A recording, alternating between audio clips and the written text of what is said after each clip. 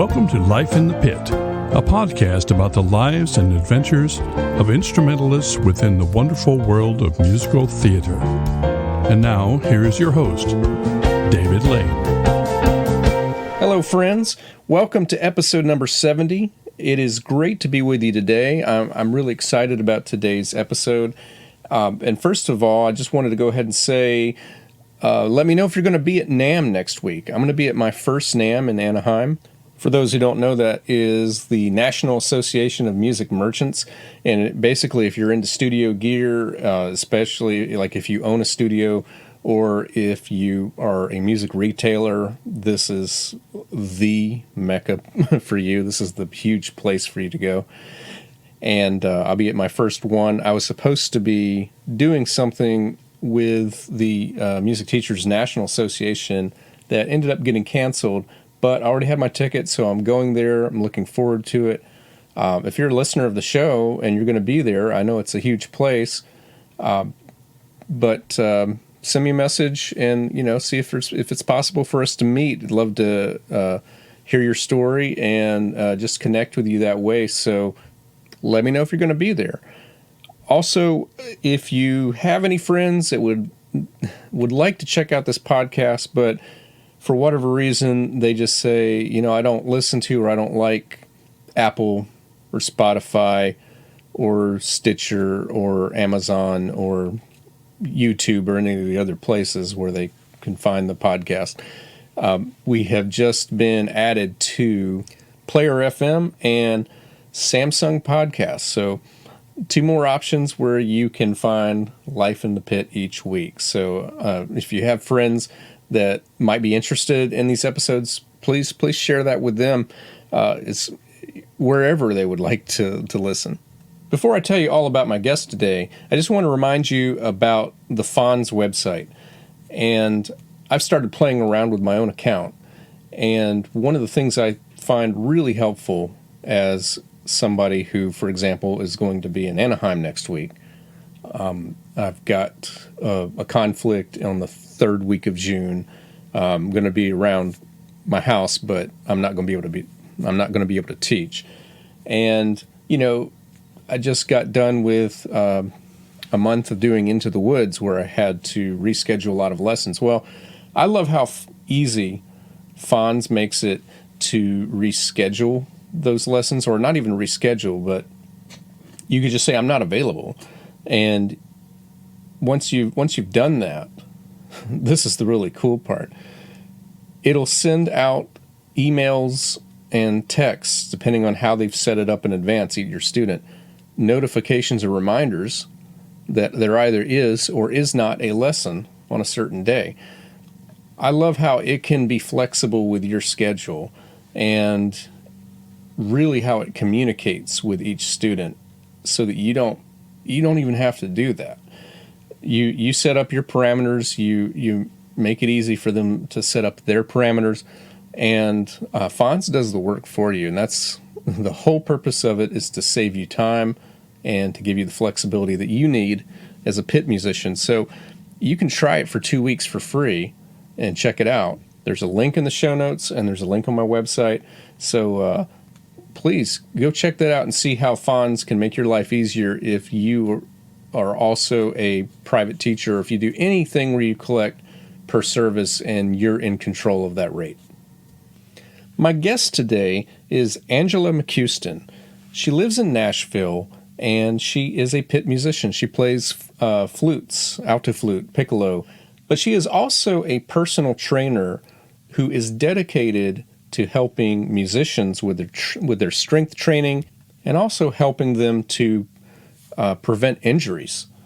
And if you're not sure whether or not this is important now, it probably will be, because the statistics that she says that she has found is that 90% of musicians at some point in their career will face what's called an injury, whether that's just a nagging little pain or whether it's something major.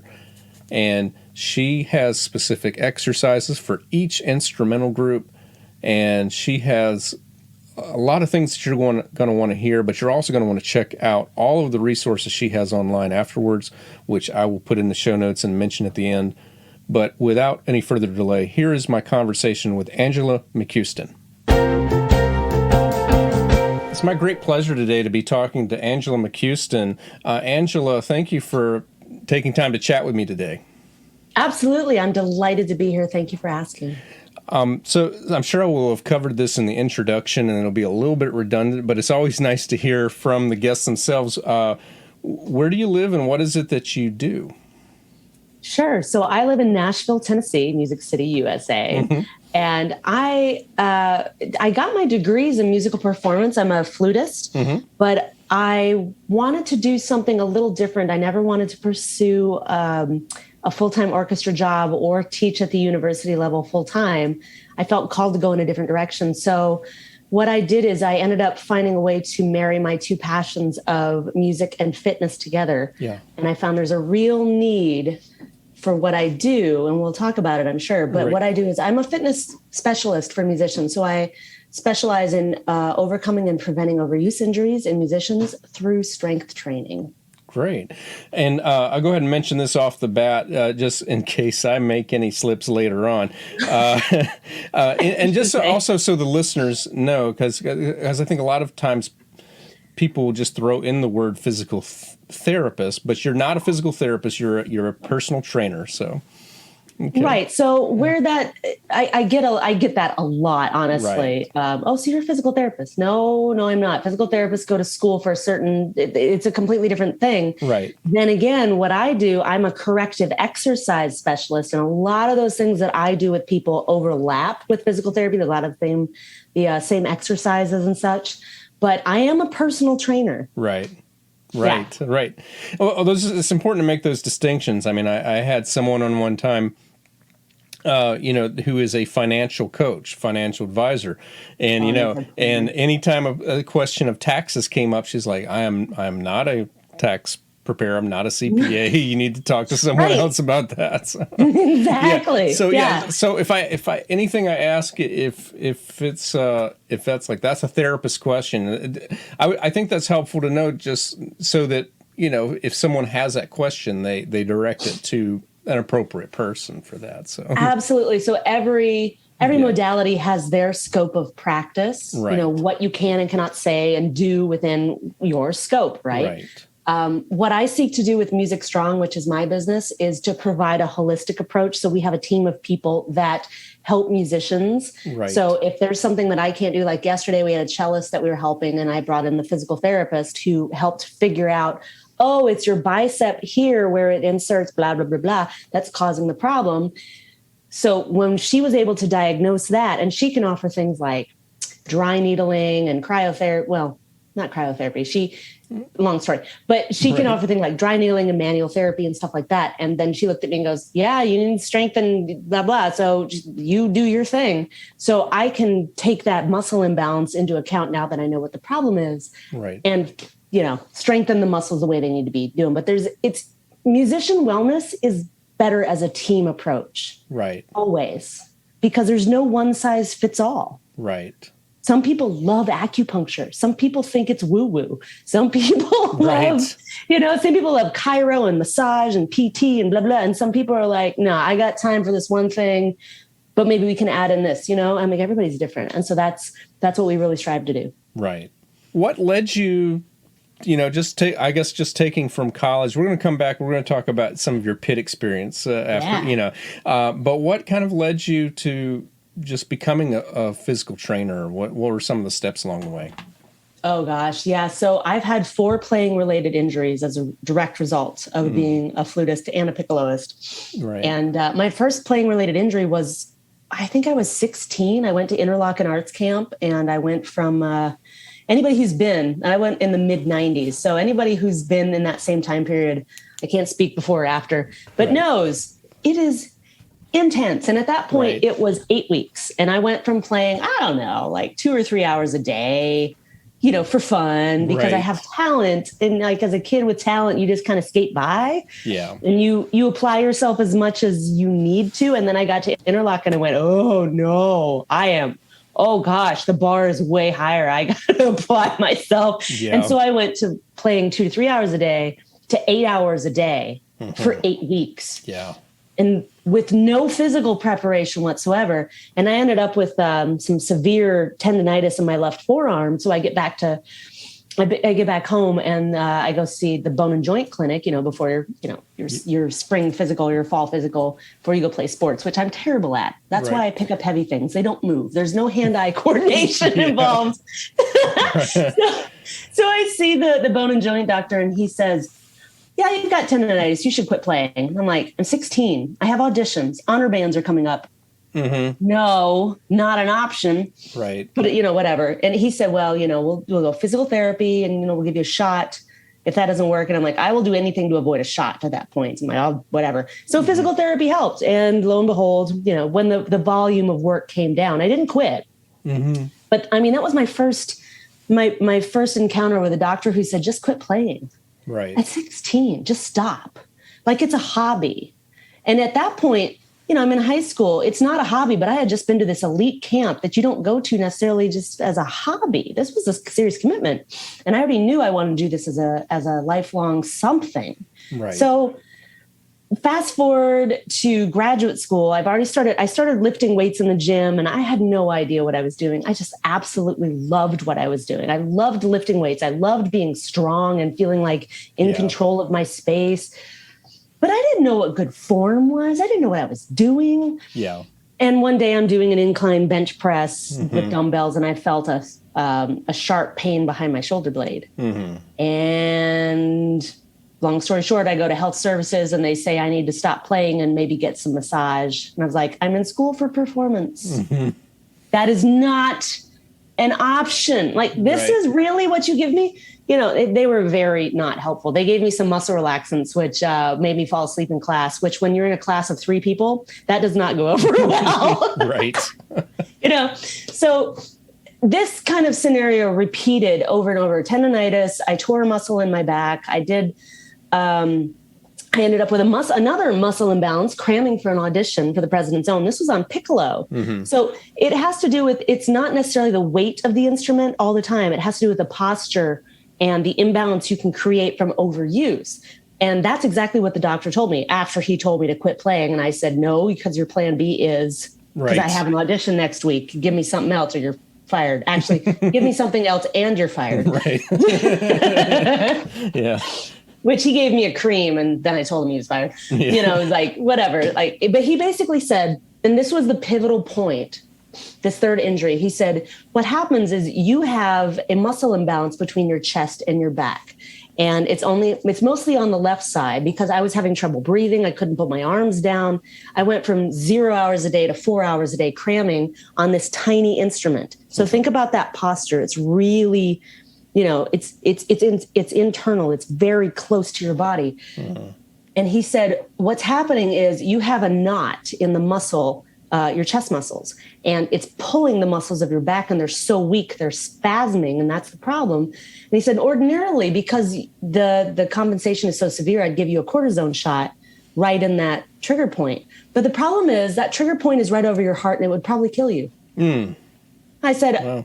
Okay, so plan B is, well, you should stop playing. I was like, I have an audition next week. Plan C is like, tired of hearing that, dog. Yeah, I got this cream. Like, cool, I'll take your cream. You're fired. Right. And I just had been fed up with this rote, lazy answer. Yeah. And I said, okay, enough's enough. What resources are there for people in my situation? Am I the only one dealing with this? Surely not. And I started doing some research and looking into it. And it turns out that up to 90% of musicians are going to experience something like this. That's 9 out of 10. That's almost all of us at some point. Mm-hmm. And for have doctors to be so ignorant to say, well, you should just quit playing. Yeah. No. So I decided, well, screw that. If there are no resources, I will be a resource. So I decided to I looked into personal training. And I thought, I wonder if that is like teaching private lessons, because I'd taught private lessons, honestly, since 8th grade, which sounds crazy. But my band director said, do you know more than her? Then you can teach her. So I started teaching in 8th grade. Right. And I thought, it's got to be similar, right? Yeah. And it absolutely is. And I'm a teacher by heart. I love to empower people to learn about their own bodies themselves and empower them to do whatever they want to do.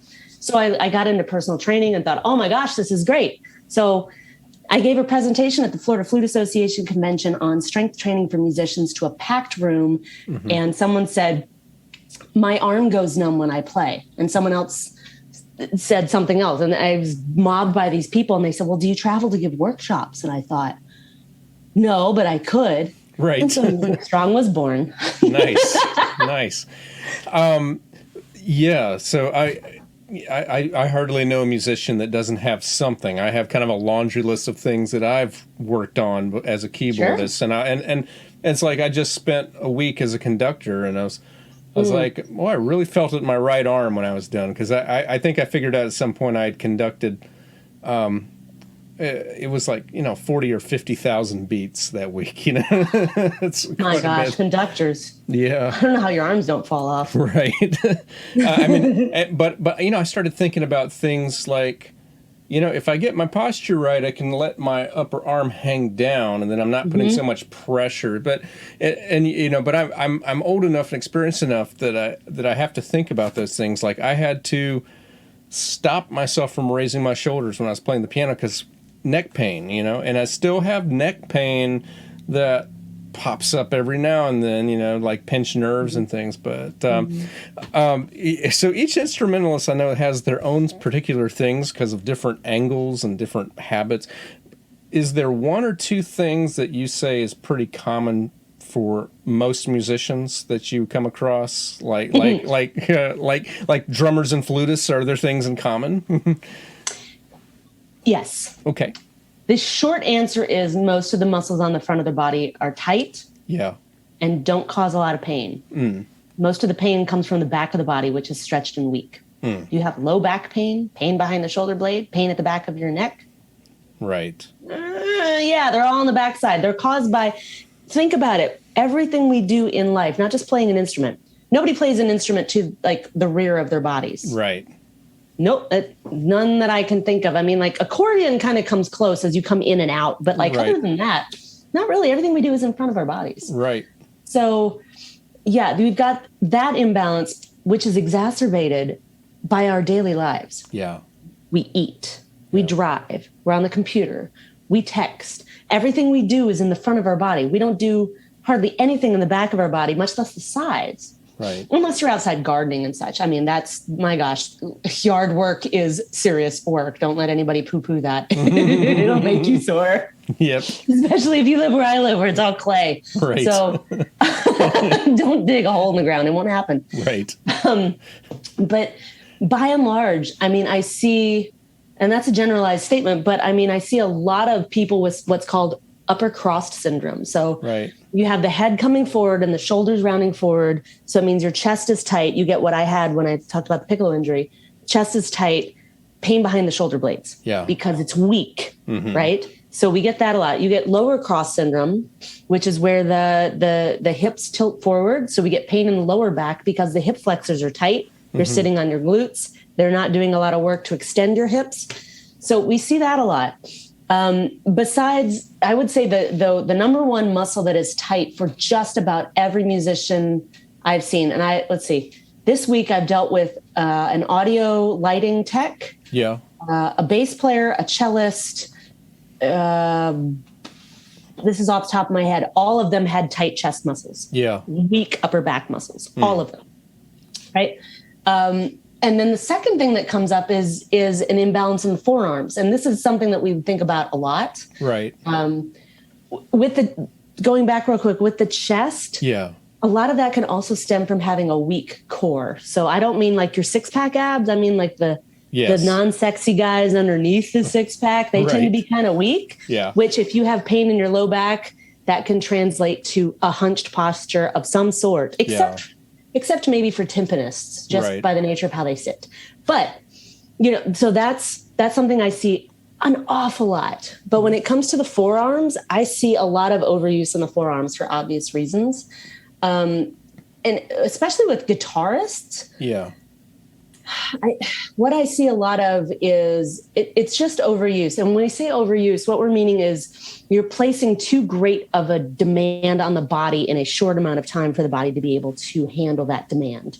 So if you don't ramp up your playing time in increments and you don't strengthen the muscles because it sounds funny because they're like, oh, we just got to stretch. Well, yes and no. And then you get me down in a rabbit hole here, but right. I see this a lot. Musicians love to say they have carpal tunnel syndrome. Right. No, you don't. Mm-hmm. I'm here to say, no, you don't. Right. Congratulations. No, you don't. More than likely, no, you don't. Yes, there are some people who do, but by and large, the majority of time, you don't. You have symptoms that mimic that, and it mostly comes from the forearms. The muscles of the forearms turn to tendons. They go through the carpal tunnel, which if you're looking at the underside of your hand, right at the bottom of the base of your hand, that's the carpal tunnel. There's a sheath right there. Yeah. And if the tendons are tight, they swell, right, which causes compression in that carpal tunnel, which causes numbness and tingling and pain in the hands. And if you relax the muscles of the forearms, those symptoms can go away. And if you strengthen the muscles of the forearms, then they're not working as hard. They have the endurance that they need. So it's this beautiful balance of both of those things. But those are probably the things I see most often. Wow. And I thought of something that most musicians have in common that I got a break from this past week, serving as a conductor. And that is nearly everybody sits down to play. And you're sitting down for practice and you're sitting down for playing. I once figured out that because I also compose and I'm at this computer a lot, I spend more time being awake and sitting down than I do asleep. And it's really, really astounding. It's like, because I figured out one time, because I sleep about 7 hours, seven and a half is pretty good. Eight is the unicorn, I'm always in pursuit of, but yeah, I'm pretty consistently seven and a half, but I'm pretty consistently sitting 8.5 hours a day. And I make myself walk for an hour, but I mean, that's an hour. Contrasting, and I'm just thinking there's probably got to be some. I mean, I know that some of my physical ailments, I've been told you sit down too much, you got to stand up. So I assume that you see a lot of things related to that as well. Oh, oh yeah. Because think also, how much do we drive? Right. Versus walk places. Now, if you're in New York City, I mean, that's a whole nother ballgame. But for the majority of us who live, I know here in Nashville, nothing is walkable. Everything is half an hour from everything else. Yeah. You may or may not have a sidewalk. It may end at some point and you have no place to go. There may be a bike lane that may end at some point with no place to go. I mean, it's a really dumb system. Yeah. Like there's literally no way for me to get from my house to downtown without driving or taking an Uber. There is no mass transit, whatnot. And even if there was, I'd still be sitting on mass transit. Yep. So if you think about what we do all day long, I mean, it's not just playing our instruments. And then if you're in rehearsal, if you're in the pit, you are sitting. You don't stand in the pit. No. I mean, maybe if you're a bass player, but maybe. Yeah. No. So I mean, I definitely see a lot of those symptoms, and it's a lot of the same stuff I talked about with the low back pain, the neck pain, maybe even thoracic outlet syndrome, which is and shoulder impingement, which is areas in the front of the shoulder, which is all caused by, well, I don't want to say all caused by, but largely caused by coming forward, getting compression in that shoulder area, which, when you sit, it's very easy for us to, well, let's put it this way. When you're walking around an amusement park, how much more difficult is that than sitting in a chair? They both have their levels of difficulty. Right. But why are you sore from sitting in a chair for 8 hours? Because you didn't move. What hurts? Probably what hurts is on the back side of your body. Right. What hurts when you're walking in an amusement park? Probably your hips. Yeah. Besides your feet, right? Because they're things that haven't had to work as hard to hold you upright. And so when we get tired, we tend to slouch and we tend to come forward. It's all that coming forward business, right? Right. And so exacerbating that plus playing an instrument that is in the front of your body for how many hours? And if you're not aware of your body, you have these, I just put out a thing in my email list yesterday on a body awareness exercise that I learned when I was at Florida State about how to increase your body awareness, because so many of us don't quit playing because we don't quit playing. We don't stop pain before it starts, because when we feel a twinge, it's too late because we're not aware of our bodies and what's happening. Right. Before that happens, a lot of times the pain signal has to be so strong before we actually feel it, because we're so focused on our fingers and our face and the music and, that whole area. Yeah. That when something is loud enough physically, for it to take our attention, it's kind of severe at that point. Right. So where I was going with that actually is you mentioned something about how you had to play where you had to let your arms hang while you were conducting, right? Right. Yeah. Have you ever had any Alexander technique lessons? I don't think so, at least not by name. Oh, okay. Yeah. So body mapping and Alexander technique both go really well together with what I do. And it's basically about creating greater ease in your body and releasing excess tension so that you can play with the proper amount of tension, but not excess, and using your body well. And that translates really well to what we do in the gym, because if I tell somebody to do a squat, oh my gosh, it can be the ugliest thing you can imagine. Right. Toes come up, knees wobble in. Yeah. People want to fall over. And it's just the most unnatural thing. You tell a 2-year-old to pick something off the ground, they squat all the way to the ground with no problem whatsoever, right? Yeah. How do we lose that as we get older? Mm-hmm. Those body mechanics are there. It's a learned pattern from all the sitting that we're doing, right? So plus the posture of playing the instrument, right? It's all abnormal. It's not a bad thing. It's just not an intuitive normal thing. It's a learned behavior pattern. Yeah. So a learned movement pattern. So what you said about letting your arms hang is a really nice way of letting, I tell my students, let your arms hang from the flute. You're not pushing the flute up. You're letting your arms hang from the flute. Right. When you go do a squat, you're not just keeping your weight on your heels. You're sticking your rear end out. It's not about your knees coming forward. Right. I had an 80-year-old client who was so frustrated at her back pain, but I looked at her and I said, you've been sitting in a chair one way for 50 years. Right. We're not going to fix this in a week. Right. It took us, I want to say like 2 months. Yeah. But by the end of it, like she was able to sit down and get up pain-free. And it incorporates just the movement aspect, incorporated aspects of Alexander technique, which teaches you to use your hips as a hinge joint, because that's what they are. You hinge like a door opening like this. Yeah. But so many times we use our lower back to do everything. And we're not cognizant of it because we don't see ourselves. There's not somebody pointing that out to us. Right. So, right. Yeah, I see a lot of that. Yeah. I know for myself, I've had lower back pain, and I hate to even call it pain because it's not like it hurts, but there's a stiffness that I've had. And I know a lot of it's related to all the sitting that I've done. And I've had physical therapy, I've done chiropractor, I've done a lot of things. And what I found is that if I do a good core workout, I've had some people I've followed, it's a temporary fix.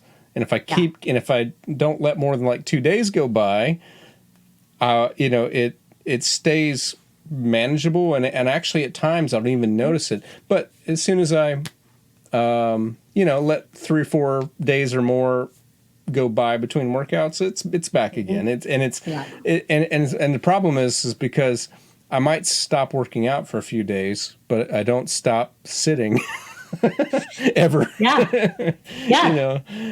So it's one of those things. If you're going to have if the problem is going to be chronic, you've got to have a solution that's chronic as well. And, first of all, I'll just go ahead and say, at the end, we'll say where people can find you, but you have a lot of just content, on social media that's, I think, is very helpful. You have a series going, and I don't know if I got all of them, but I thought they'd be great to discuss. It's called Mistakes Musicians Make. And so I'll just say these, and you can just elaborate on them however much you want to. But the first one that I noticed is ignoring pain. So I guess there's not. I guess I don't know if there's anything to elaborate on that. That's mistakes musicians make, ignoring pain. But yeah, we do, because we just push through. The gig comes first, right? Right.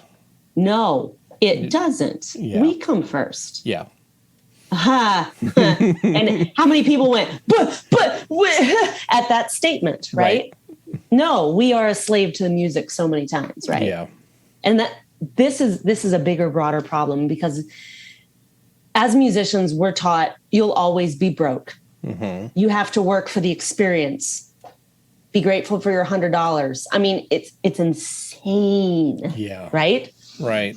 You don't tell that to elite athletes. And why are we not considered elite athletes? Because we don't chase a ball. Mm-hmm. We perform and we hold same postures. Just because we're not doing something ballistically doesn't mean we're not athletes. We hold the same postures for hours a day times decades. Mm-hmm. Most athletes do that for a decade if they're lucky. Mm-hmm. I mean, we are asking incredible things of our bodies, but we're told, no, you have to do it for the art. You'll always be broke, blah, blah, blah. And it's way more than just we ignore pain because we're ignorant. There's a whole underlying thing behind that.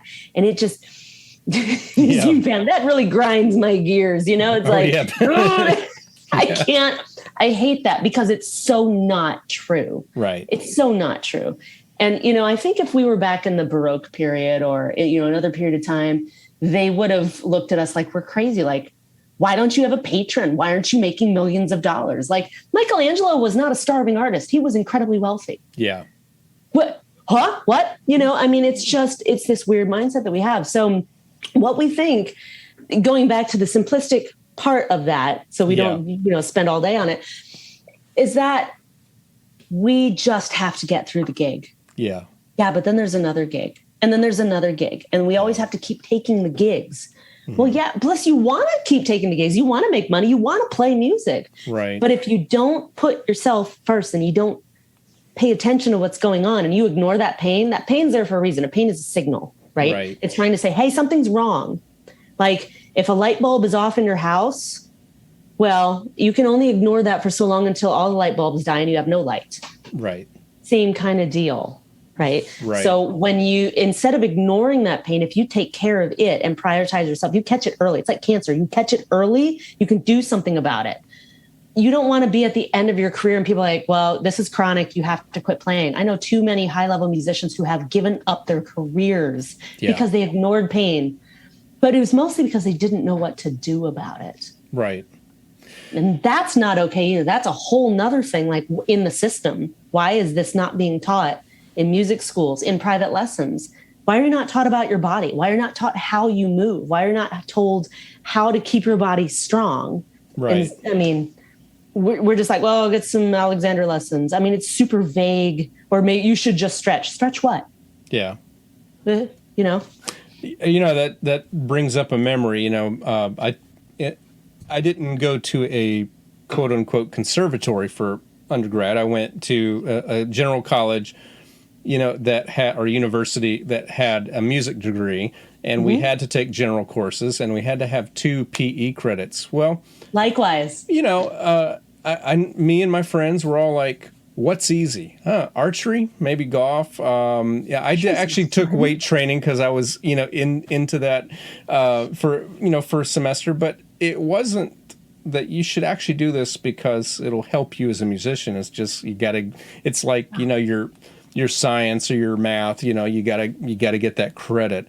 But it's just kind of like business, this is something that I think more and more music schools are coming around on. We need to teach business as an important part of your curriculum. But it sounds like physical fitness, though, it might even be even more behind in terms of just like, this is something you need to know as part of your craft.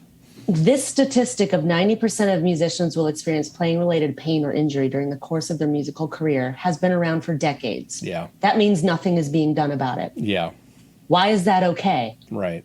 Why is that accepted? It means the problem is there. We have acknowledged it, and now we go, oh, it's a problem.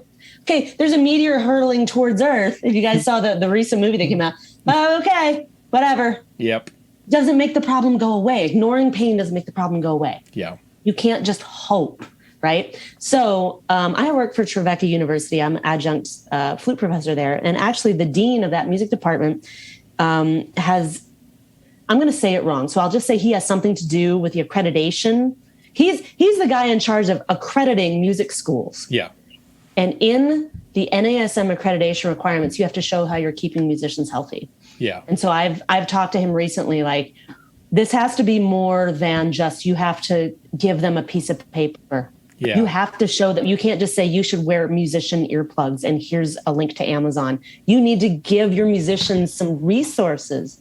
Don't just say, go see a doctor. Well, which doctor? Maybe get a massage. Well, just stretch. Stretch what? Let me tell you this. That is my biggest pet peeve of like people saying, just stretch. A lot of people stretch what hurts. Yeah. And if we just talked about what hurts on the backside of your body, it's mad. It's weak. It's crying out in pain because it's tight. So if you just squeeze your shoulder blades back together, doesn't that feel amazing? Because we don't do it. And that's probably where something hurts. Please don't stretch it. Right. So like there's no excuse for us to just keep continuing in ignorance. Yeah. There's no excuse. Yeah. It's not novel. It's not avant-garde. There's studies done. Yeah. So we will talk about that all day if you let me. So we'll go on. Well, I think the next two that you said mistakes musicians make kind of, it falls right into that. So one of them is no days off. And I was just thinking, this is something I never thought about it for a physical reason, but many years ago, I stopped teaching my piano students to practice 7 days a week. But I did it for a psychological reason. It's just, to me, if you tell someone to practice 7 days a week, you're basically you're giving them this continuous cycle, never taking time off, never giving themselves permission to take time off. So I say, if you can do 6 days a week, understanding you might only do 5, if you shoot for that, that is good. And that is like way more than the vast majority of most musicians who are seeking to become a professional. So, but it sounds like physically we need to take some time off from our instruments. Yeah. I mean, when I was in college and undergraduate, I had my teacher say, well, you should be practicing 4 hours a day. And I went, yeah, why? Right. He didn't have a good answer, honestly. He's like, well, you just should. I was like, I'm not following. You just should. Yeah. They told me I should just probably have my gallbladder taken out. And I went, I'm not getting an internal organ removed on a probably. You got to give me more than that. Yeah. It's kind of the same thing, right? So that's an arbitrary number. Yeah. Who came up with that? Right. That has to do with quantity over quality, and it should be the other way around. Yeah. We discount mental practice. We think, oh, woo-woo. No. Remember, we've heard these stories of POWs. Well, at least I've heard the story of a POW, and I don't know if this was John McCain or somebody else, and I'm probably getting my stories mixed up, but there was a POW who wanted to, he was in a camp, and to keep himself from going crazy, he had to visualize something, right? Because otherwise you're sitting in this cell, just nothing to do, nothing to see, and thinking about what's terrible. And what you think on, you create more of. So if you think about how terrible it is, it just keeps being terrible. So if you think about golf, he loved golf. He's like, I'm going to increase my golf game while I've been here. He imagined a hole in one, and he just kept envisioning it. But he got out of that camp, played the best golf game of his life, hole in one, right? Right. We think about that. And like we've all got these stories of when we envision something amazing happening and it happened. It's not a freak thing. The power of visualization is pretty powerful. And that can also apply to practice. When we tell students, just go listen to music, and we don't tell them what to listen for or why, it's just wasting time. Right. Well, that falls into practice, but not really, because I wasn't putting my hands on my instrument. No, it does. It's just so frustrating. It's like all of these things, they can go towards you becoming a better musician, which is the point. It doesn't matter how many times a day you practice. It doesn't matter how many hours a day, how many hours a week, how many hours a year you practice. What matters is that you're accomplishing what you want to accomplish, and how you do that, it looks different for everybody. Right. So can we get rid of the arbitrary numbers? They were probably created in the 50s when life was different anyway. Right. Or the 30s or the 20s or whatever. And I know that, from talking to musicians who sit in, on Broadway, they do 8 shows a week, but they are encouraged for career reasons and for a few other reasons to only do about 50% of those, like 50, 60%, and then let subs come in. Part of it is, when the show closes, you're out of a job unless you've kept other fires burning. And, so it's a way of keeping the system going. But it occurs to me that, you should also take that time off just to do something different, not just sitting down playing the same music, Right. Yeah. Yeah. If you tell a kid to quit practicing for 10 minutes and then they just get on their phone and they're texting in a hunched position. Right. What are we accomplishing? Yep. And then I really like this one. I think we could probably use a little bit of elaboration. You said rest isn't rehab. And you also have parentheses, who to see. So I was curious what you meant by that. Mm-hmm. Right. So all of these mistakes that we're talking about are part of a program that I have called Job Security for Musicians. It's a 90-day program. I actually condensed it down to a 2-day event that's going to be happening July 9th and 10th. Okay. But it's a 90-day program, and these mistakes are the things that musicians make, and I teach people how to get out of that. So in the program, I teach you who to see. Right. So let me elaborate. When a doctor tells you to just quit playing or you need to rest, rest does not fix an injury. If something hurts and you rest it, we think it will go away. How many times have we done that and the pain doesn't come back immediately, but then it comes back or it comes back worse? Yeah. That's because rest is not rehab. It didn't fix the underlying problem. Right. It's like trying to fix a disease by only treating the symptom. It doesn't cure the disease, right? So getting to the underlying root of the problem, why are you hurting? Right. Rest will stop you hurting. If you just say, well, if it hurts, don't do it. Yeah. Well, yeah, but this is my job, so I have to do this. So what can I do? Rest won't fix it. So that's what I mean by that. And so if you have, when it says who to see, because if you just tell somebody who hurts, like you're well-meaning and your bandmate is like, man, my XYZ hurts. And you're like, well, just rest. Well, they can't because they got another show that night and they're going on tour and blah, blah, blah. Well, that won't help. Generally, actually, rest only helps acute injuries. So things that happen quickly. Chronic stuff, it doesn't help. Right. It can actually make it worse depending on the problem. Same with stretching. So it's the exact opposite of what we think, right? So if you want to be somebody who really helps your bandmate, you would say, well, you need to go see this type of doctor. Yeah. Because you can find out, like, well, what do I see? Well, go see a doctor. Well, which one? Right. An orthopedic, an urgent care, an ER? Oh, gosh, nobody wants to go to the ER. You'll sit there for hours and they'll be like, you're fine, Well, who do you see? I mean, there's so many different types. Well, you should get acupuncture. Well, should I? Well, what about massage? Well, what about orthopedics? Well, what about podiatry? Well, there's so many options. We go over that in the course. Like there's this whole thing, but it's not, like I said before, it's not a one size fits all. Yeah. And it's rest. I love my fellow musicians for wanting to take care of our fellow musicians. Like we all want to play music. And we all want what's best for each other.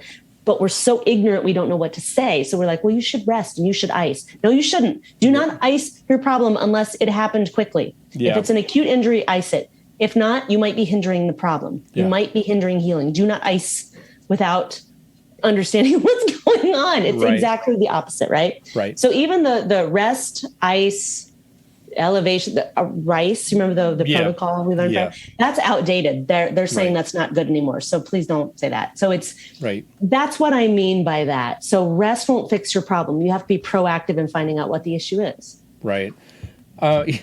Just hearing you talk, I realize, and I've thought this before, it seems like there are more armchair experts on rehab and recovery out there than just about anything I know. It's like if you go on Facebook and you mention anything, everybody's coming out of the woodwork, do this, do that. And I'm sure that happened to me this morning. Oh, wow.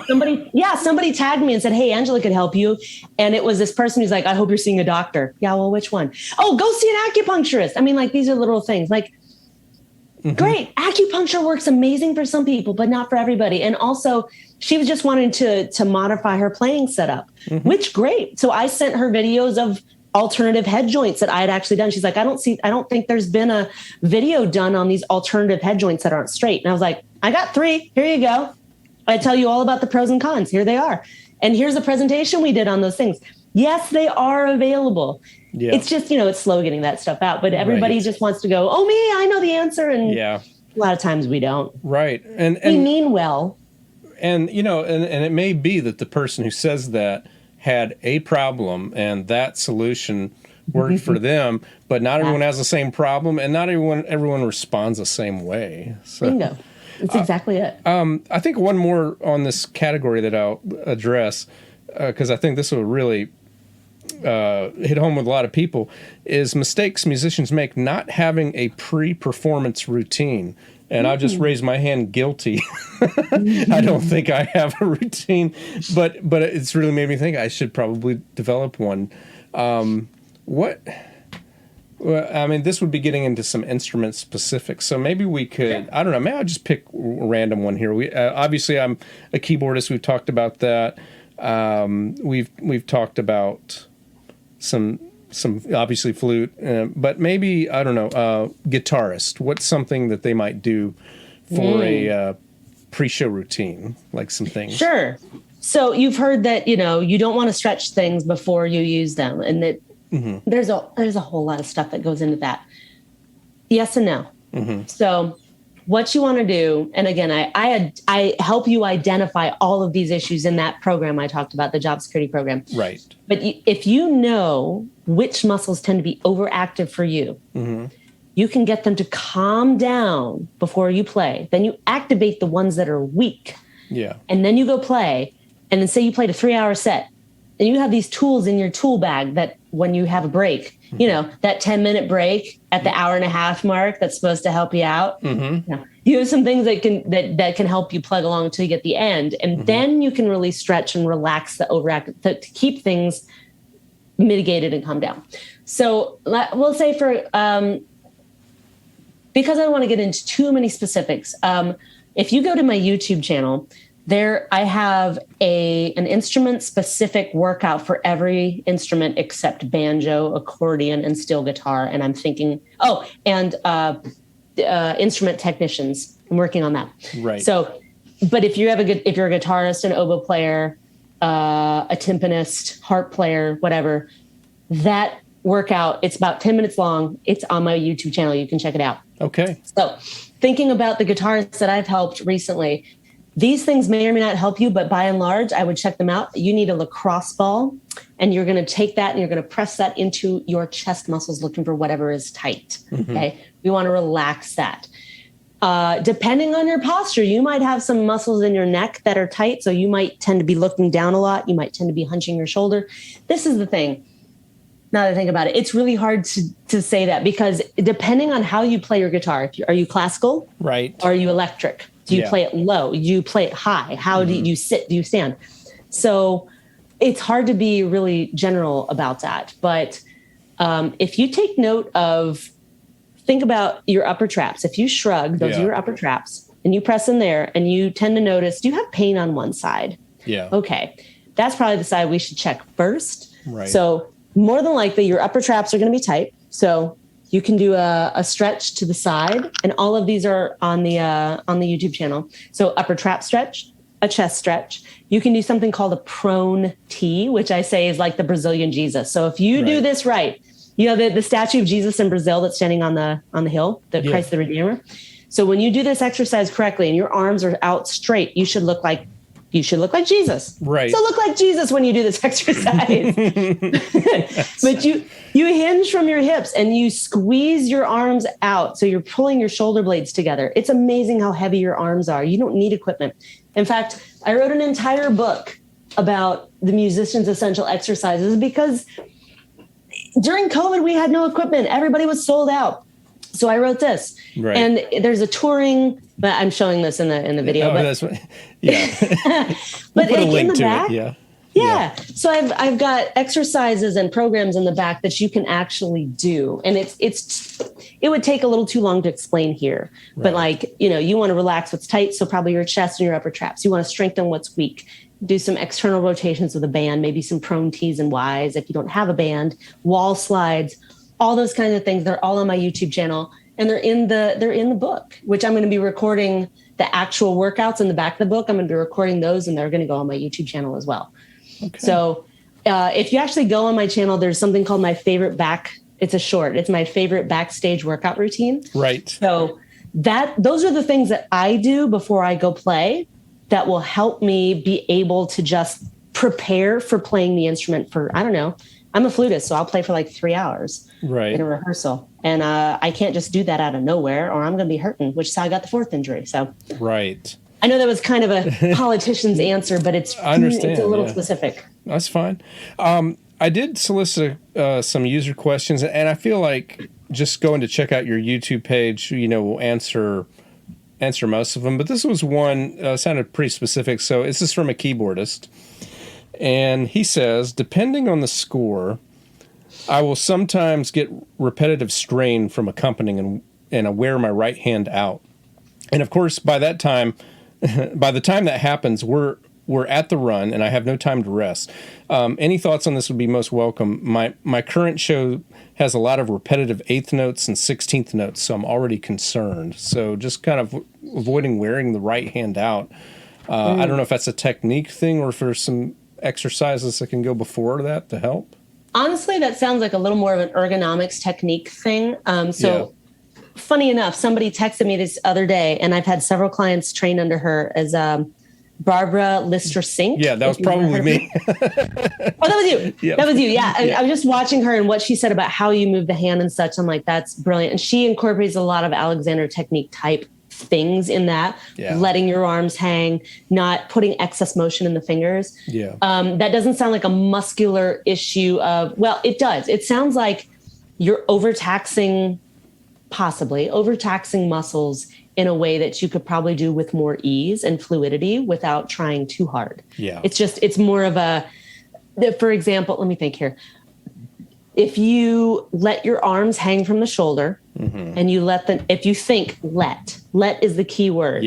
So finding what is going on with the fingers and you let the notes come through your fingers. You let that bubble underneath your fingers go. And I'm not a great pianist, so but ergonomically, I think it's what it is. It sounds like there's too much excess motion, not motion, but a little excess there. So I would think the word let. I'd look up her video specifically. The one you sent me was fabulous, and she really addressed like the flying arms and such. So if your hands are really tight, can you think of moving from the elbow instead of the hands?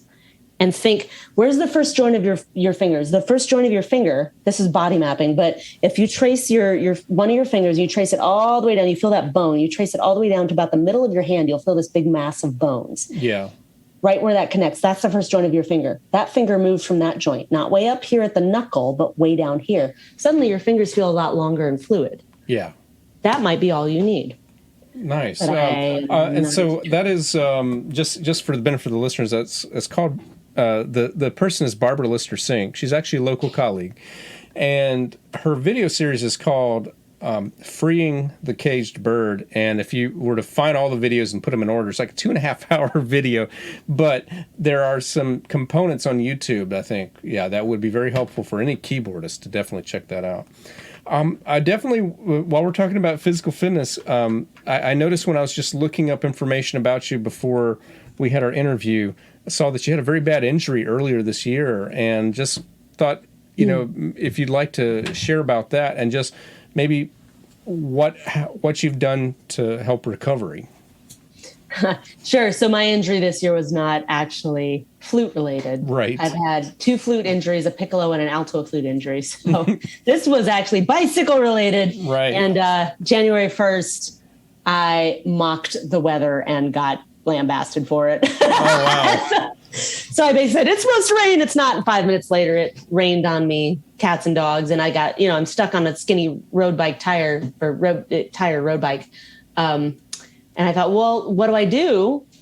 I can either turn around and walk, or I can whatever. So I decided to, tough it out. Turned out the route was fine. And when I came back, there was standing water. I went over a bridge, turned a corner too fast. And I guess the bike went right and I went left. I don't know, because it knocked me out. The bike went through my right thumb and broke it, dislocated the left thumb, broke my left elbow, knocked me out, had road rash all over my face. You can see me on my YouTube channel with those gross injuries if you really want to, because I was like, the show must go on. 2 days later, I'm on camera, just whatever.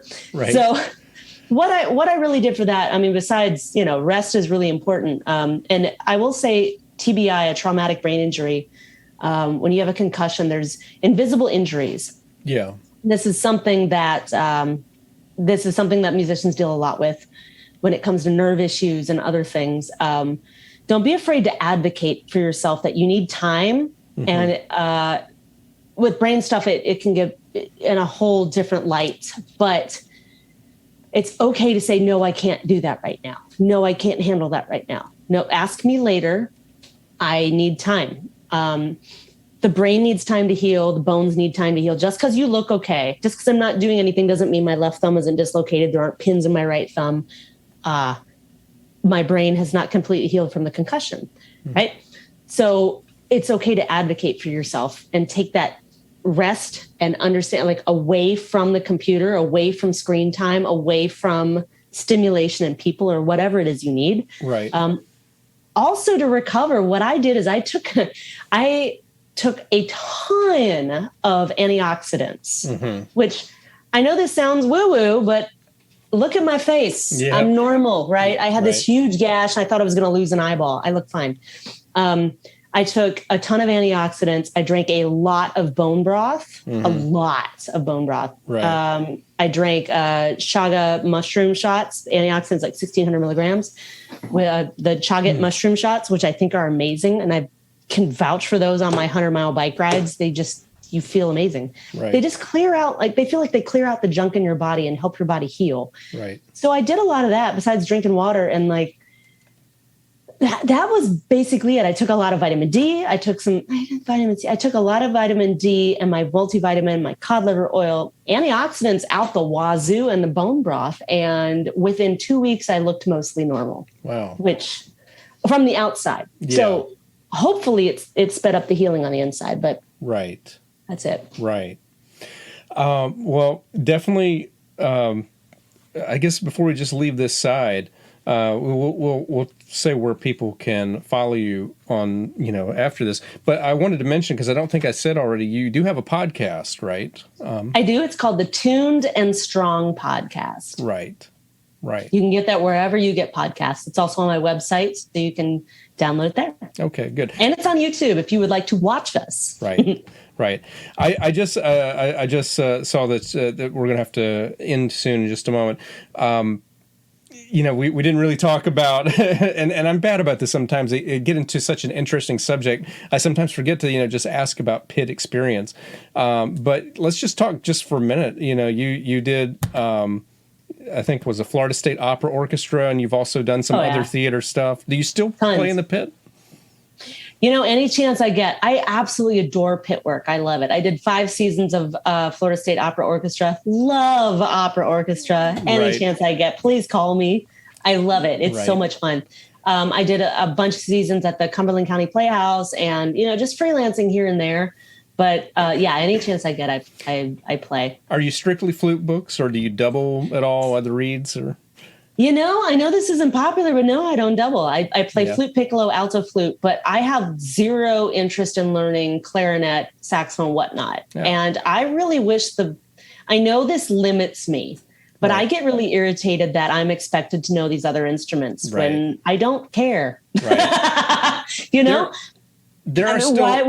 why should trumpet players be expected to play tuba? Right. No, you have I get it from a pit standpoint, but no, I don't. And if I really wanted to, I would, but I just don't want to learn. There are still plenty of books out there just for, in fact, Into the Woods is one of them. You only have to play flute and piccolo to play reed 1 in that. So yeah.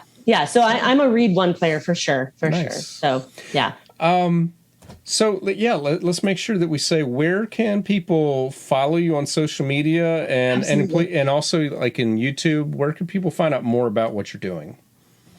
Sure. So you can find me on all the socials. If you're on Facebook, it's at Music Strong.